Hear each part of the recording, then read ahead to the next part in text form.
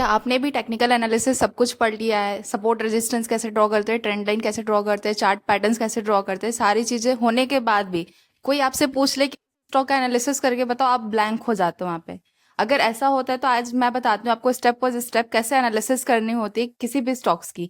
ये हमारा बीईएल का चार्ट है। ठीक है, जैसे मैंने बोला टॉप डाउन एनालिसिस करना हम लोग सीखेंगे। तो पहला हमारा काम क्या होगा, पहले हायर टाइम फ्रेम पे शिफ्ट करना। लाइक ये मंथली टाइम फ्रेम है, मैंने मंथली टाइम फ्रेम पे शिफ्ट किया। ठीक, अब मंथली टाइम फ्रेम पे क्या, अब यहाँ पे क्या ओवरव्यू मिल रहा है आपको कि ये जो स्टॉक है ये मोस्टली क्या अप ट्रेंड में ही है। ये अप ट्रेंड गया, थोड़ा कंसोलिडेट किया, फिर अप ट्रेंड गया। ठीक, उसके बाद यहाँ पे हम मंथली टाइम फ्रेम पे देखेंगे हमारा मेजर सपोर्ट मेजर रेजिस्टेंस क्या है, उसे हमें ड्रॉ करना है। ठीक, अगर यहाँ के अकॉर्डिंग आप देखोगे तो एक तरीके का ये मेजर रेजिस्टेंस हमारा था जो आगे चल के सपोर्ट का काम किया, जो कि 22 के नियर के अराउंड है, जो मेरे बहुत इंपॉर्टेंट लेवल है जब कभी बहुत ज्यादा नीचे आएगा उस केस सिनेरियो के लिए। ठीक, और रिसेंट का अगर हम हाई देखें, रिसेंट का अगर हाई आप देखोगे तो ये इसके नियर पे है, जहाँ पे सबसे ज्यादा रेजिस्टेंस बनाया है 320 के नियर पे बीईएल ने। ठीक, कलर आप अपने अकॉर्डिंग चेंज करना ताकि आपको पता चले, और इसको अपना हाईलाइट करने के लिए आप इस पे मार्क भी कर सकते हो ये कब का मंथली टाइम फ्रेम का है या वीकली टाइम फ्रेम का है। जैसे मेरा मंथली है तो मैंने यहाँ पे मंथली डाल दिया, मेरे को ऐसा पता रहेगा कि मंथली टाइम फ्रेम का इंपॉर्टेंट सपोर्ट और इंपॉर्टेंट रेजिस्टेंस है। सेम चीज यहाँ पे भी करेंगे, यहाँ पे गए इसको भी मंथली, क्योंकि जितना बड़ा जितना हायर टाइम फ्रेम रहेगा उतनी इंपॉर्टेंस होती है उसके सपोर्ट और उसके रेजिस्टेंस की। ठीक, एक ओवरव्यू हमें क्या मिला मंथली टाइम फ्रेम पे कि ये जो बीईएल है अभी अपने मेजर रेजिस्टेंस पे चल रहा है। ठीक, रेजिस्टेंस पे, और इसका ओवरऑल ट्रेंड क्या है, अप ट्रेंड ही है। ठीक, अब इसको हम शिफ्ट करेंगे किसमें, मंथली के बाद वीकली पे। अब वीकली पे शिफ्ट करा, अब वीकली पे हम देखेंगे क्या कोई हमारे इंपॉर्टेंट लेवल्स और मिस हो रहा है क्या, या कुछ इंपॉर्टेंट पैटर्न्स बन रहा है, ट्रेंड चली आ रही है। अगर हम यहाँ पे देखें वीकली में तो एक काइंड ऑफ ये कह सकते हैं चैनल बन रहा है। ये अभी रिसेंट का अगर आप मार्क करो यहाँ पे तो देखो ये है, ये एक चैनल पैटर्न में था। बीएल काफी टाइम से अप ट्रेंड ही था, ये भी अप ट्रेंड में ही है, लेकिन अप ट्रेंड का ये रिट्रेसमेंट है। बहुत सारे लोग को लगेगा कि यार बीएल तो डाउन ट्रेंड में चल रहा है, लेकिन नहीं। आप इसका देखो ना, अगर हायर हाई हायर लो अगर आप मार्क कर रहे हो, अगर इसको हम डेली में शिफ्ट करते हो और अच्छा क्लियर दिखाने के लिए, तो ये दिख रहा है यहाँ से हाई लो इसका। आप इसको अगर मार्क करते जाओगे तो आपको क्लियर होगा कि कौन सा लो ब्रेक करेगा तो मेरा ट्रेंड चेंज होगा। अब यहाँ पे देखो आप, अभी तक इसका ये जो लो है इसको ब्रेक नहीं करा है मार्केट ने। जब तक इसको ब्रेक नहीं करेगा हम ये नहीं कह सकते कि मार्केट डाउन ट्रेंड में है। स्टिल ये क्या है, अपने अप ट्रेंड में ही है। ठीक, ये जस्ट एक्सप्लेन करने के लिए था। इसको हटा लेते हैं, और इम्पोर्टेंट मेरे लिए ये भी लेवल हो जाएगा अभी के लिए, क्योंकि अगर जो ट्रेंड है यहीं से चेंज करेगा तो इसको भी मैंने मार्क कर लिया और इस पे मैंने अपना दूसरा कलर पे हाईलाइट कर लिया। ठीक, अब इसको देखेंगे, बहुत सारे लोग को दिख भी रहा होगा कि अगर ये एक चैनल पैटर्न में इसके पीछे का काफी अच्छा बाइंग आया तो फ्लैग एंड पोल पैटर्न भी काइंड ऑफ आ रहा है। अगर आप देखते हो तो ये फ्लैग एंड पोल पैटर्न में अभी आ रहा है। ठीक, हम लोग वीकली पे थे, सॉरी, वापस से चलते वीकली टाइम फ्रेम पे। अगर आप वीकली पे देख रहे हो कंसोलिडेशन फेज में, अब इसका कहीं ना कहीं ब्रेकआउट आता हुआ दिख रहा है। ठीक, अगर आपने टेक्निकल पढ़ा होगा तो आपको वॉल्यूम के भी बारे में पता होगा। अभी ये जो ब्रेकआउट आने का कोशिश किया दिख रहा है, अगर जूम करके दिखाएं, कोशिश कर रहा है, लेकिन स्टिल ऊपर से भी प्रेशर आ रहा है सेलर्स का, जो कि अभी काइंड ऑफ कह सकते हैं कि नहीं उतना, कह सकते हैं स्ट्रेंथ के साथ ब्रेकआउट आ रहा है, और वॉल्यूम भी यहाँ पे सपोर्ट नहीं कर रहा ब्रेकआउट वाले जगह पे।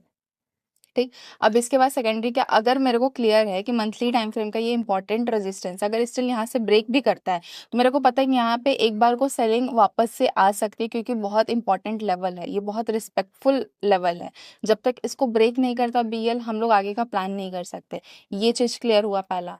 ठीक, अब आगे चलते हैं, फिर वापस से डेली टाइम फ्रेम पे चलते हैं। अब हमारे क्या कोई और इंपॉर्टेंट लेवल्स है जो मिस आउट हुए हैं तो उसको यहाँ पे मार्क करना है अगर आपको लग रहा है तो। ठीक, अगर यहाँ पे देखें तो प्रॉपर चैनल पैटर्न को ही रिस्पेक्ट करा है। और अगर आप डेली पे जा रहे हो तो एक इंपॉर्टेंट लेवल ये भी है कहीं ना कहीं चैनल के अंदर में, अगर शॉर्ट टर्म के लिए आप जाओगे बाद में तो यूज आएगा इसको। ठीक, आप चाहो तो इसको एरिया से भी कर सकते हो, जो रेक्टेंगल का यूज करके करते हैं, या तो फिर आप डायरेक्टली लाइन से भी कर सकते हो, आपके ऊपर डिपेंड करता है। अब जैसे इसको मुझे मार्क करना है, तो मैंने मार्क कर दिया डेली, सॉरी, टेक्स्ट पे क्लिक करा, फिर यहाँ क्लिक करा, ऐसे माइंड में रहेगा कि ये डेली का है। ठीक, अब इसके बाद हमें क्या करना है,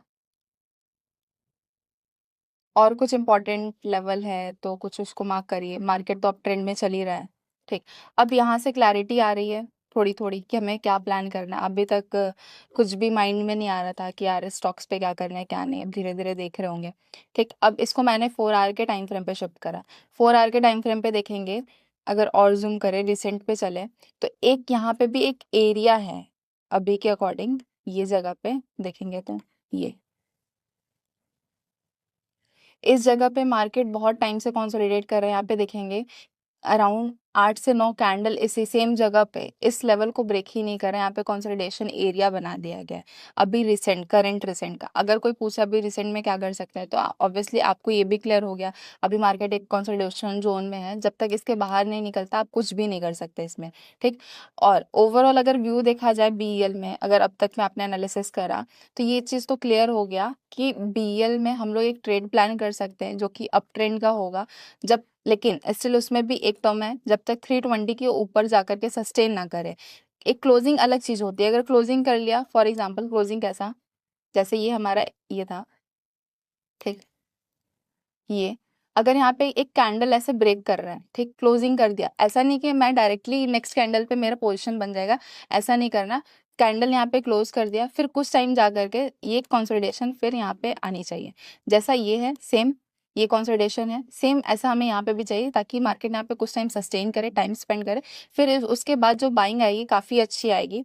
ठीक, और एक इम्पॉर्टेंट लेवल 4 आवर के टाइम फ्रेम पे मेरे को ये भी है कि एक जो सबसे अभी तक का ऑल टाइम हाई जिसे कहते हैं, ठीक, यहाँ पे मार्केट अभी ऑल टाइम हाई लगाया हुआ है इस जगह पे, जो कि 340 के अराउंड पे। ठीक, अगर हम यहाँ से एक बार बाइंग प्लान करते हैं तो 340 तक का अभी जाने की प्रोबेबिलिटी इसमें है। अगर उसको ब्रेक करता है देन हम अपने टारगेट के लिए जाएंगे, जो फ्लैग एंड पोल के अकॉर्डिंग रहेगा हमारा। फ्लैग एंड पोल जिसने भी पैटर्न पढ़ा होगा उसे पता होगा इससे टारगेट कैसे निकालते हैं। अब इसको आवरली में शिफ्ट करते हैं। ठीक, आवरली पे भी जाएंगे, सेम सारी जो भी मेरी लेवल्स है वो रिस्पेक्ट कर रही है सारी चीज़ें। आप यहाँ से स्टॉप लॉस टारगेट सारी चीज़ें देख सकते हो। आई होप सो क्लियर हुआ होगा कैसे मार्क करते हैं इंपॉर्टेंट लेवल को, इंपॉर्टेंट जोन को। आप रेक्टेंगल का भी यूज़ कर सकते हो। सारे टूल्स कैसे यूज़ करते हैं, अगर इस पर भी वीडियोस चाहिए तो आप कमेंट सेक्शन में बता सकते हो, हम उस पर भी प्रोवाइड करेंगे। Thank you.